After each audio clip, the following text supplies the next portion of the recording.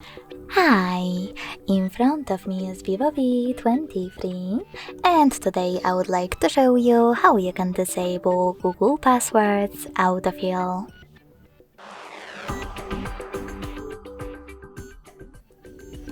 Firstly, go into Devices Settings and scroll all the way down to tap on Accounts. Then select this gear next to Google under Autofill Service. And last but not least, just click on this blue sweater next to Use Autofill with Google. As you can see, my sweater and all of those features are grey. That means that Google Autofill is off. Thanks so much for watching. If you enjoyed this video, don't forget to leave a like, comment and subscribe. Bye!